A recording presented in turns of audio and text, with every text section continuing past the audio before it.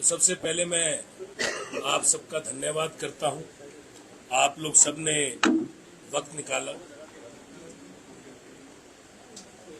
यहाँ पे धूप के चलते नीचे से ऊपर कमरे में कॉन्फ्रेंस में प्रेस कॉन्फ्रेंस को शिफ्ट करना पड़ा, उसमें थोड़ा सा वक्त लगा, उसके लिए मैं क्षमा प्रार्थी हूँ।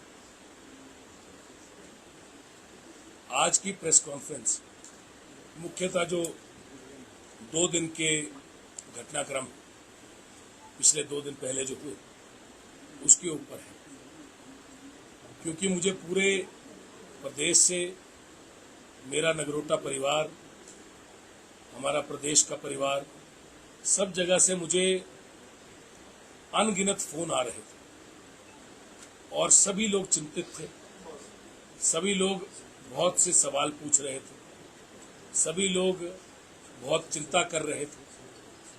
तो मैंने निर्णय लिया कि मैं एक प्रेस कॉन्फ्रेंस के माध्यम से अपने नगरोटा परिवार को, अपने कांगड़ा जिला को और अपने हिमाचल के पूरे परिवार को जो मुख्य चीजें हैं वो बताऊंगा। आज इस प्रेस कॉन्फ्रेंस में सभी लोग जो मेरे साथ बैठे हैं और यहाँ आए हैं, मैं आप सबका धन्यवाद करता हूँ। प्रेस के सारे बंधुओं का मैं धन्यवाद करता हूँ कि आप सबने वक्त निकाला।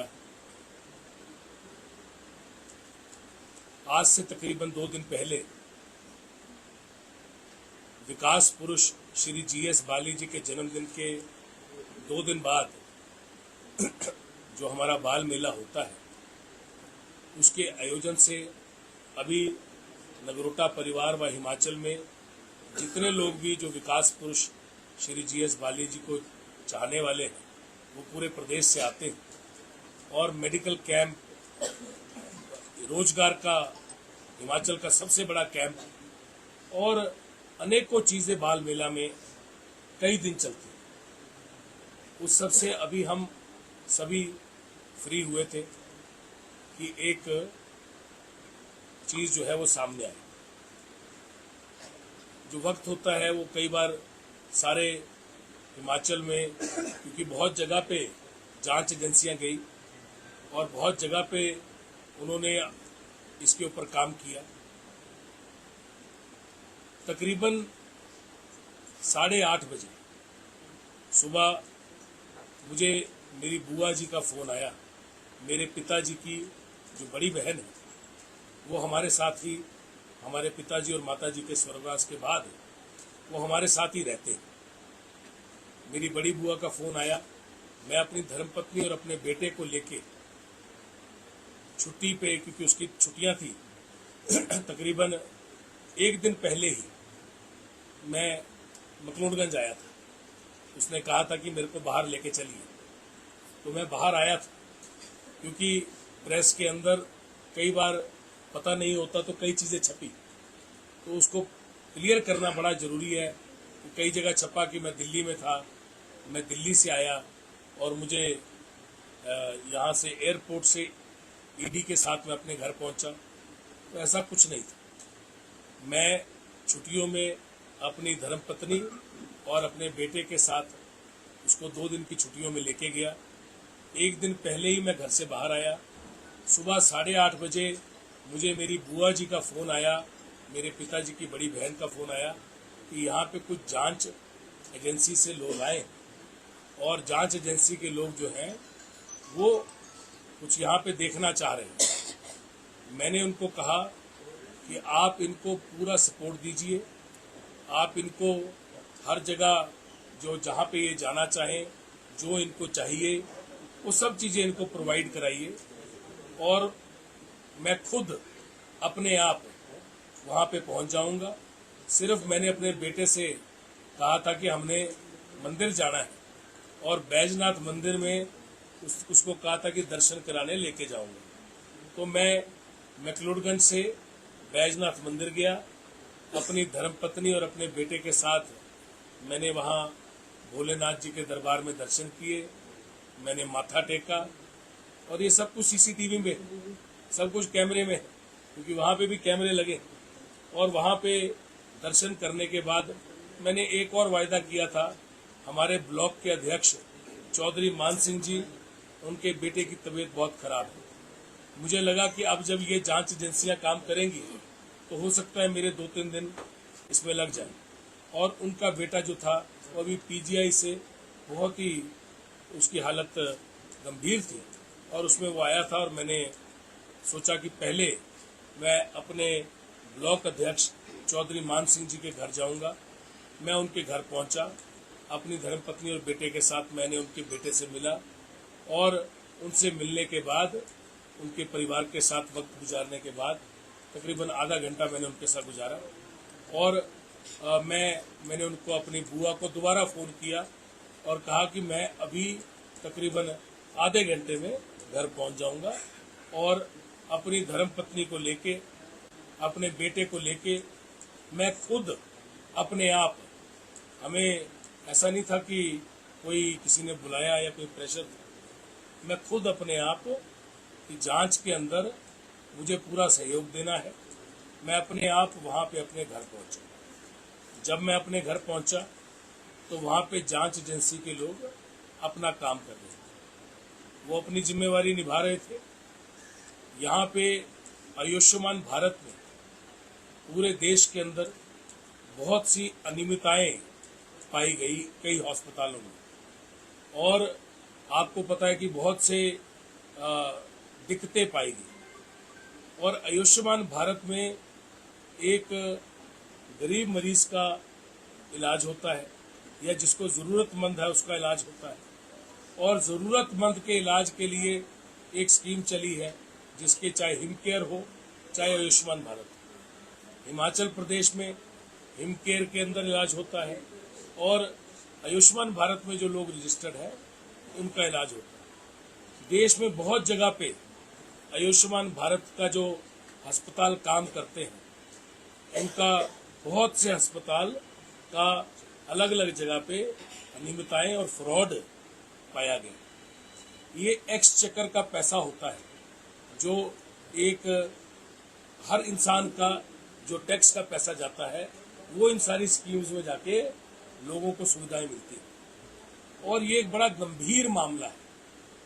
इस गंभीर मामले के चलते जांच एजेंसियों ने सारे अस्पतालों को जहां जहां आयुष्मान भारत उन सबको इन्होंने इनकी पेपर चेक करने के लिए इन्होंने अलग अलग जगह पे देश में इन्होंने इन्वेस्टिगेट किया और उसी इन्वेस्टिगेशन के चलते इन्होंने हमारे जो हॉस्पिटल है, जो हमने फोर्टिस हॉस्पिटल को आगे पिछले 13 साल से चलाने को दिया हुआ है, उसको भी इन्होंने, क्योंकि वो आयुष्मान भारत की इम्पैनलमेंट फोर्टिस अस्पताल की भी है, तो उसकी भी सारी जो इसकी पेशेंट की डिटेल है, पेशेंट कहाँ से है, पेशेंट का बिल क्या है, पेशेंट कब आया, कब पेशेंट का इलाज हुआ और कब गया, उसकी सारी डिटेल लेने के लिए ये जांच एजेंसियां आई थी। उसके तहत ये लोगों की अपनी एक प्रक्रिया होती है, ये बाकी चीजें भी सारी की सारी चेक करते हैं। तो मैंने इनको सिर्फ वहां पे आके एक चीज कही कि ये घर का नाम जो है ये मजदूर कुटिया है और मजदूर कुटिया में जो लोग चल के आते हैं उनके लिए कोई गेट नहीं है।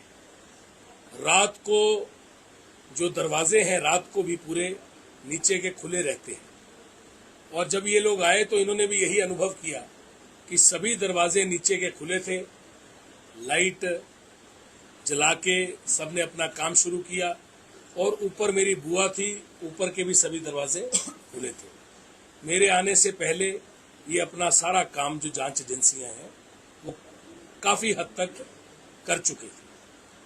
जो जो चीजें इन्होंने मेरे से मांगी वो सभी चीजें मैं वहां बैठा और जितने घंटे भी ये अपनी प्रोसेस करते रहे मैं इनके साथ बैठा रहा। अपने आप मैं खुद वहां चल के पहुंचा, अपने बेटे को, अपनी धर्मपत्नी को लेके पहुंचा और मैंने एक ही चीज कही कि विकास पुरुष श्री GS बाली जी के सिस्टम जो उन्होंने बनाया था उसी के साथ आज भी मजदूर कुटिया चल रहा है। उसी वजह से मैं खुद यहाँ पहुंचा हूँ ताकि आपको मैं हर जो मुमकिन चीज जो आप मेरे से कहेंगे उसको प्रोवाइड कराने के लिए जब तक आप यहाँ बैठेंगे मैं आपके साथ बैठूंगा। जितनी चीजें उन्होंने मांगी उन सब चीजों को प्रोवाइड कराया गया। आयुष्मान भारत के संदर्भ में जो भी हमारे पास आज तक पेशेंट आए, हमारे पास आज तक 2020 से आयुष्मान भारत के साथ इम्पेनलमेंट फोर्टिस अस्पताल की है। यूं तो फोर्टिस के अंदर सिर्फ फोर्टिस ही देखता है, अस्पताल उनको बना के दे दिया गया है और हम इसके अंदर कोई हस्तक्षेप नहीं करते।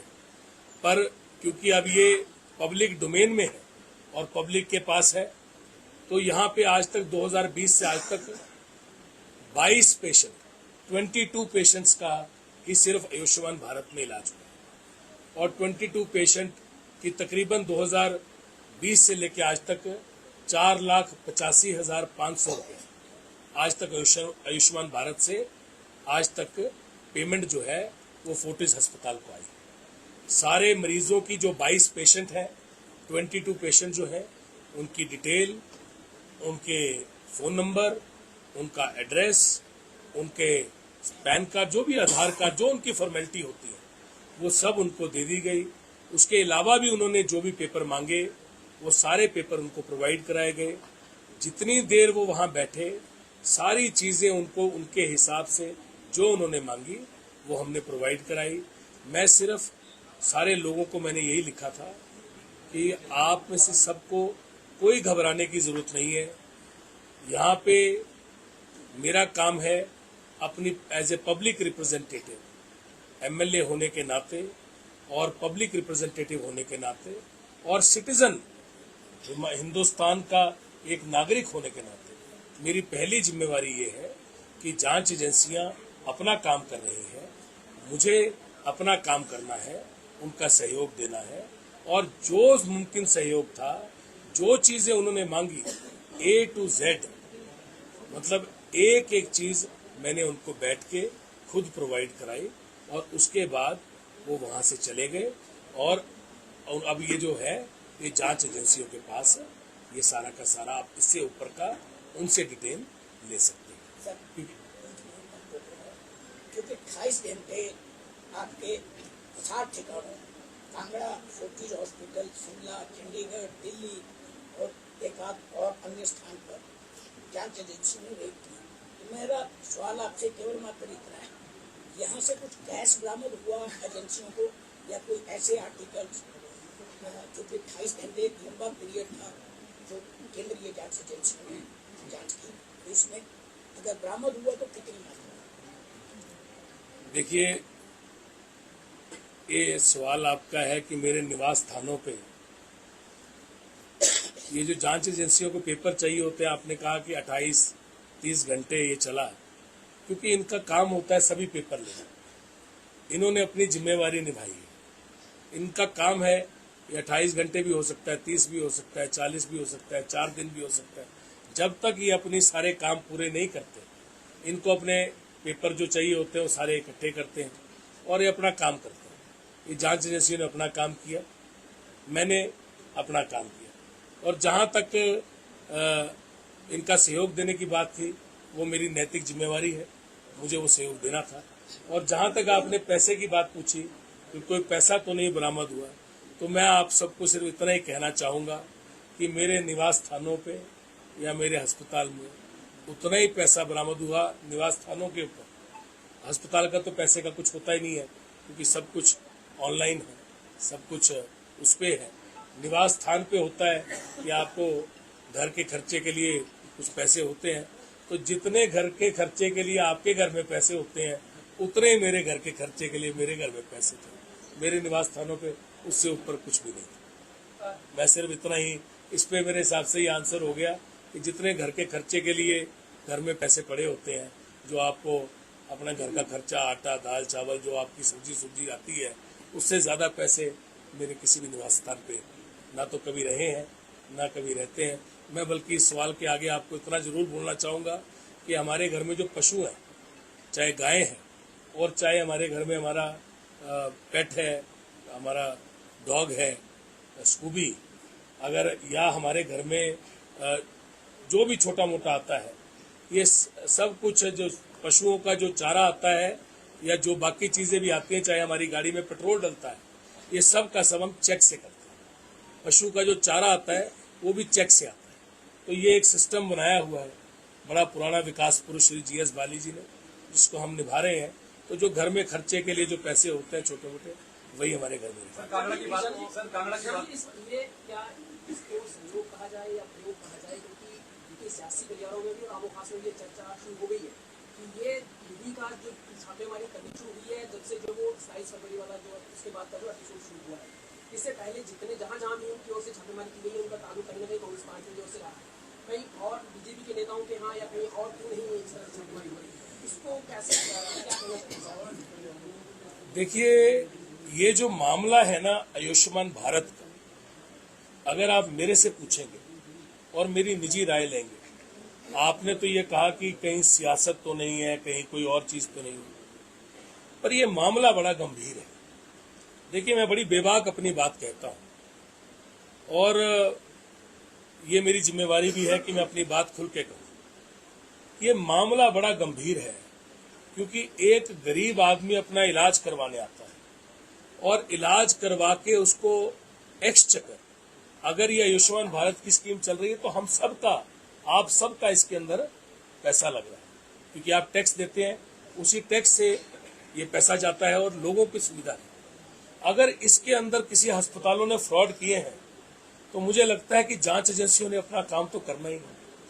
अगर ये फ्रॉड हुआ है तो इससे बड़ा गंभीर फ्रॉड नहीं हो सकता और कई जगह पे ये पाया गया है।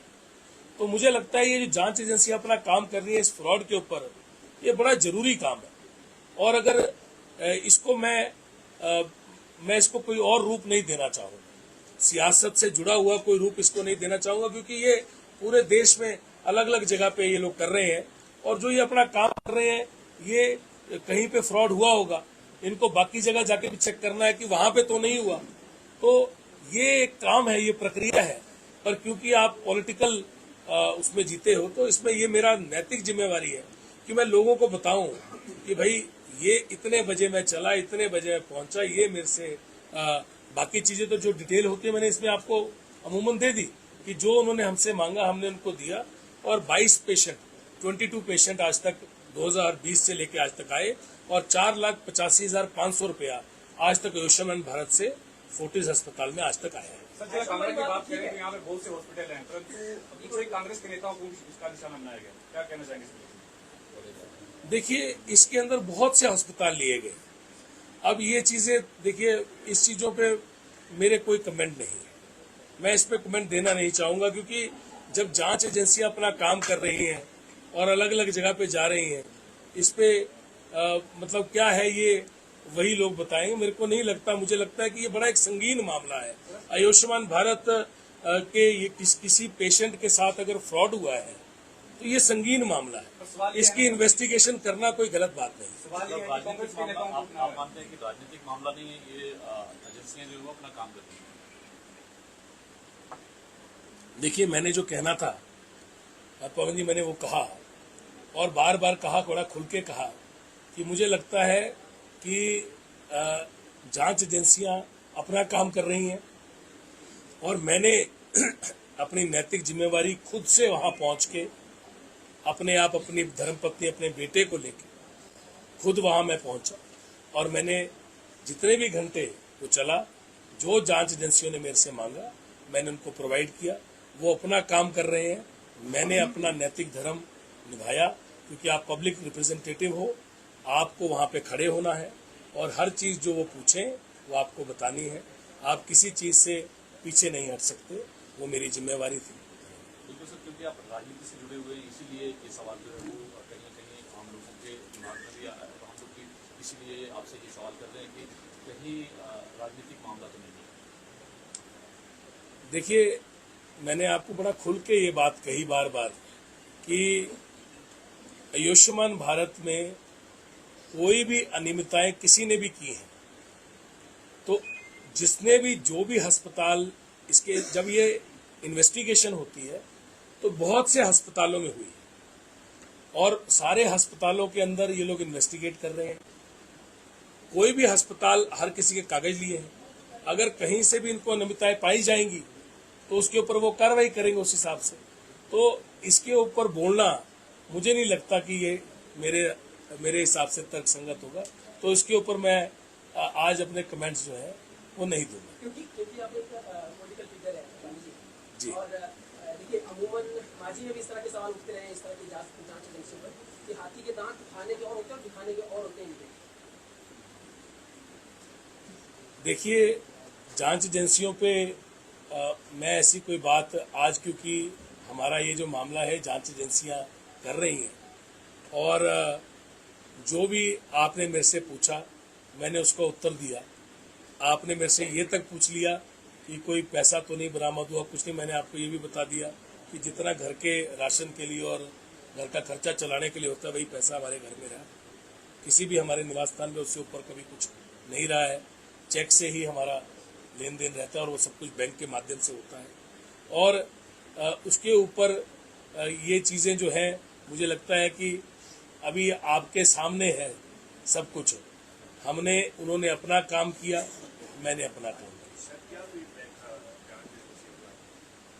देखिए, ये जांच एजेंसियां ही बता पाएंगी कि उनका क्या फीडबैक रहा। इसके ऊपर मैंने आपको सब कुछ बता दिया, कुछ मैंने छोड़ा नहीं है। इससे ऊपर जो होता है वो जब matter now they will be able to respond to it, I can not respond. मेरा आज का जो वो था बताने का सिर्फ एक ही था कि ये इसकी असलियत है और 22 केसेस आज तक आयुष्मान भारत के हुए हैं और 4,85,500 रुपये आज तक आयुष्मान भारत में पिछले 4 साल में आए हैं। इसके ऊपर आज तक ना तो अपना जो पेपर उन्होंने मांगे वो सारे पेपर उनको प्रोवाइड करा दिए गए और उन्होंने अपना सारा काम किया और अपना काम करके वो लौट गए और हमने अपना काम नैतिक जिम्मेवारी निभाई और आदर सहित हमने पूरा जांच में सहयोग किया। वाली साहब, क्योंकि